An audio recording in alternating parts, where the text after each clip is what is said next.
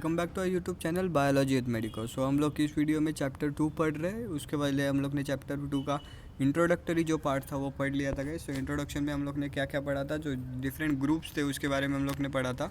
2 kingdom classification, 3 kingdom classification जो भी था वो सब ने पढ़ा था। और फिर RH विटेकर का जो 5 किंगडम क्लासिफिकेशन था ये भी हम लोग ने पिछले वीडियो में पढ़ लिया। इसमें क्या क्या था, प्रोटिस्टा 5 ग्रुप के नाम थे वो पढ़ा था हम लोग ने। 5 किंगडम्स थे, मोनेरा था, kingdom Monera, kingdom Protista, kingdom Fungi, kingdom Plantae and kingdom Animalia. So ये 5 हम लोग ने इंट्रोडक्टरी पार्ट जो था इसका सब पढ़ लिया था। फिर बाद में एक टेबल आया था वो काफ़ी इंपॉर्टेंट था, जिसमें cell type, cell wall, nuclear membrane, body organisation, mode of nutrition था, वो भी हम लोग ने पढ़ लिया पिछले वीडियो में।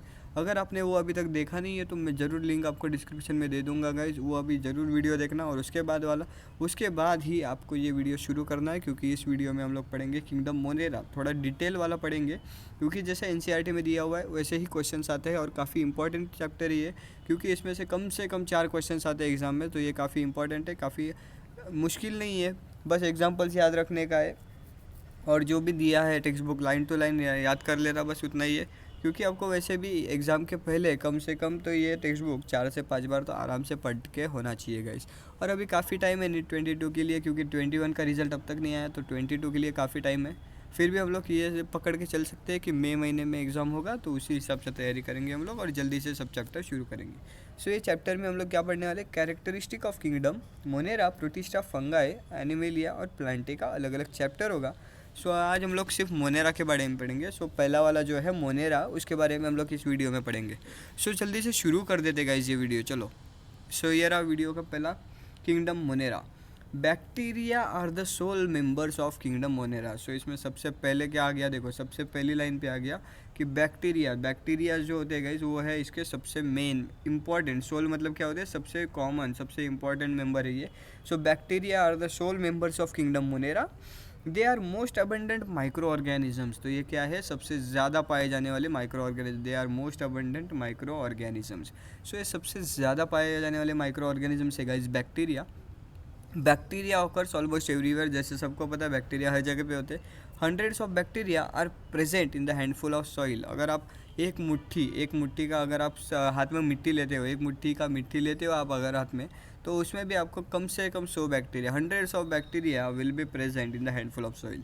सो इसमें पहली बात क्या इंपॉर्टेंट क्वेश्चन इधर से पहले आ गया कि bacteria are the sole member of kingdom Monera. तो क्वेश्चन क्या बनेगा, dash are the sole member of kingdom Monera. Answer क्या आ गया, बैक्टीरियाज। सो किंगडम मोनेरे पे पहले क्वेश्चन बन गया। किंगडम मोनेरा का फर्स्ट क्वेश्चन हम लोग इधर लिख लेंगे कि क्या है, dash are the sole members of kingdom Monera. So आपको क्वेश्चन अगर लिखने का है तो वो भी लिख सकते हो कि इस वीडियो में हम लोग क्वेश्चन के साथ डिस्कस करेंगे।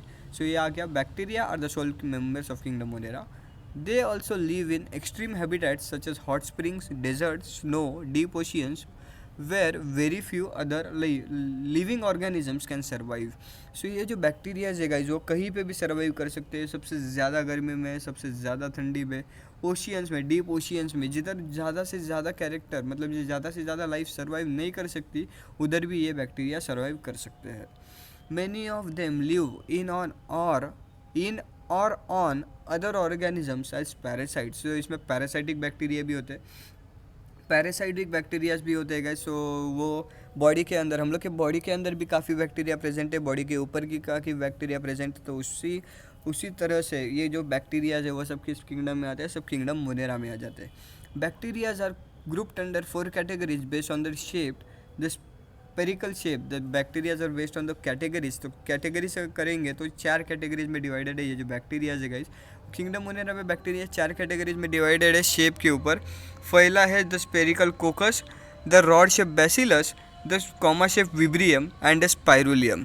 सो ये 4 हो गए। क्या आ गया, पहले स्पेरिकल है वो कॉकस है, रॉड शेप्ड है वो बैसिलस है, और जो कॉमा शेप्ड है वो विब्रियम है, और द स्पाइरल शेप है उसको क्या बोलेंगे, स्पाइरुलम। तो 4 कौन से बैक्टीरिया आ गए, कोकस मतलब कोका है, रॉड शेप बैसिलस मतलब बैसिली प्लूरल फॉर्म है उसका, comma shape vibrium vibrio plural form, spiral shape spirillum spirilla is the plural form.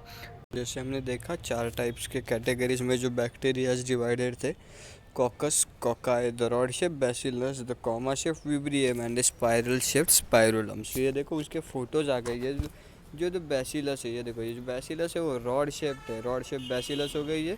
और स्पाइरोलियम है, ये फ्लैजिलेटेड है स्पाइरोलियम। और फिर स्पाइरोलियम के बाद जो आया है वो है विब्रियो।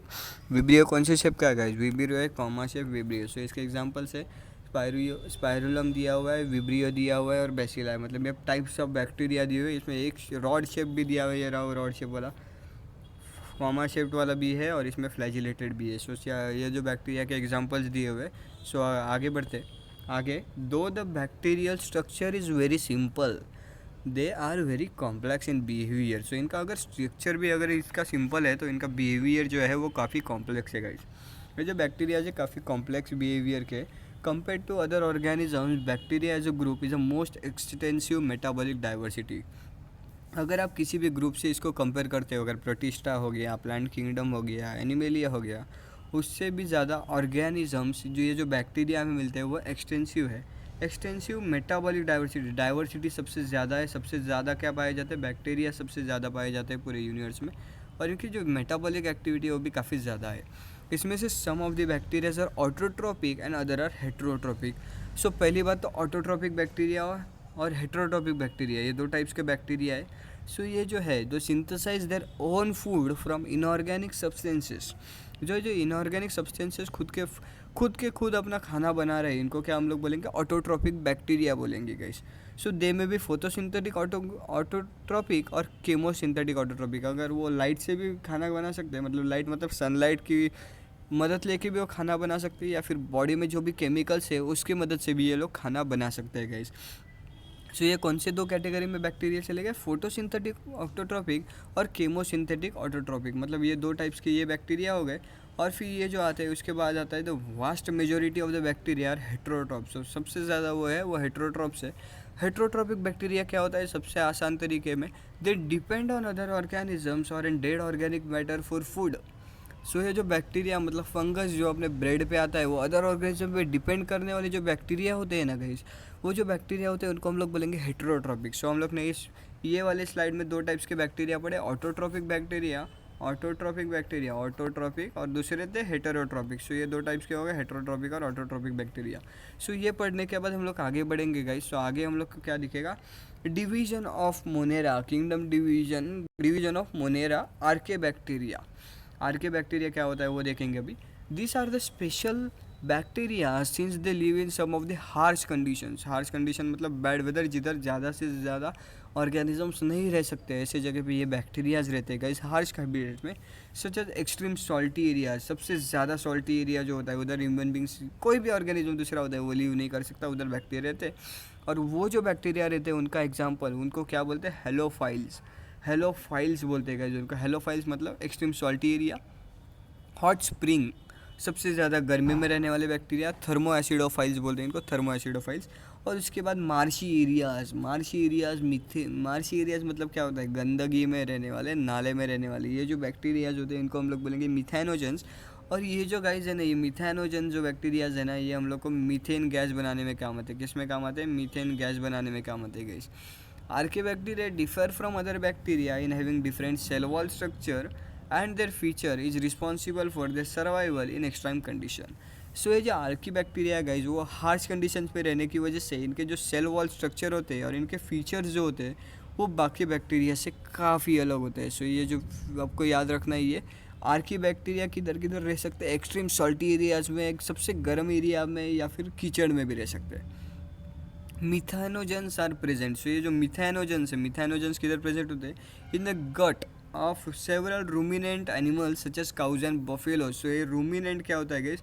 रूमिनेंट मतलब अगर कोई भी गाय घास खाती है तो वो घास पहले पूरा पेट में डाल लेती है, और जब भी वो फ्री हो तभी वो घास वो मुंह में लेती है। मतलब वही खाना बार बार चबाना और फिर से उसको डाइजेस्ट करना, ये जो प्रोसेस है वो जो काउज में, बफेलोज में दिखते हैं हम लोग को, वो हम लोग बोलते हैं, उसको हम लोग बोलते हैं रूमिनेंट। सो ये रूमिनेंट का पता चल गया। और ये जो बैक्टीरिया है वो प्रोडक्शन किसका? मीथेन गैस, बायोगैस में सबसे ज़्यादा क्वांटिटी में यूज़ होने वाला गैस मीथेन गैस जो है गाइस, जिसमें सबसे ज़्यादा काम आता है। From the dung of this animal. Dung मतलब क्या होता है?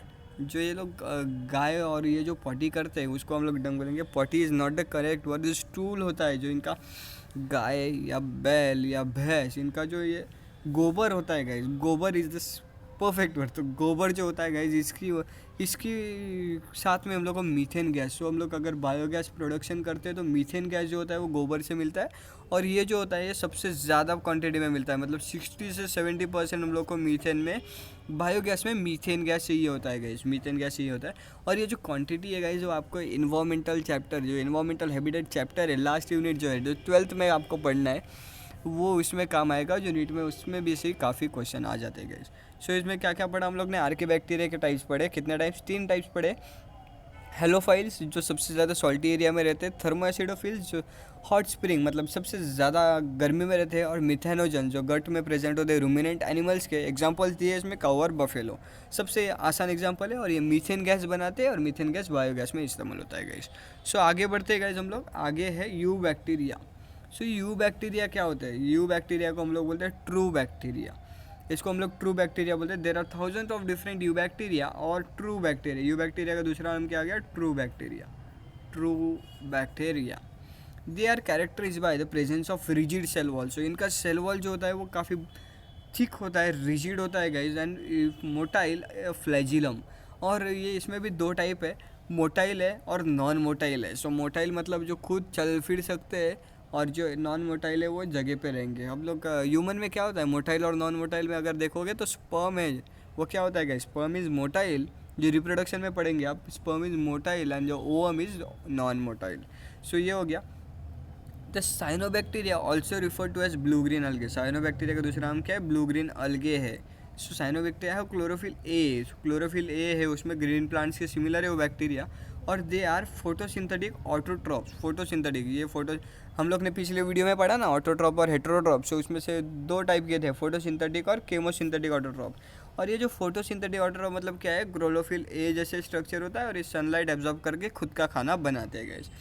The cyanobacteria are unicellular, colonial and filamentous, fresh water और मराइन वाटर और टेरेस्ट्रियल अलगे। सो ये कैसे होते हैं, ये फ्रेश वाटर भी हो सकते हैं, ये मराइन वाटर भी हो सकते हैं, और ये फिर टेरेस्ट्रियल भी हो सकते हैं। The colonies of this are generally surrounded by gelatinous sheet. So ये जो शीट होती है, जेल की शीट, जेल टाइप शीट होती है, म्यूसिलेजिनस शीट होती है, उससे सराउंडेड होते हैं।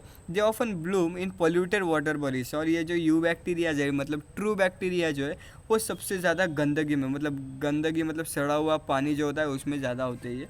सम of those can fix nitrogen, atmospheric nitrogen fix करते हैं, जो स्पेशलाइज सेल होते हैं कॉल हेट्रोट्रॉप्स। हेट्रोसिस सेल वाले नाइट्रोजन फिक्सिंग बैक्टीरिया, ये काफ़ी बार एग्जाम में आता है।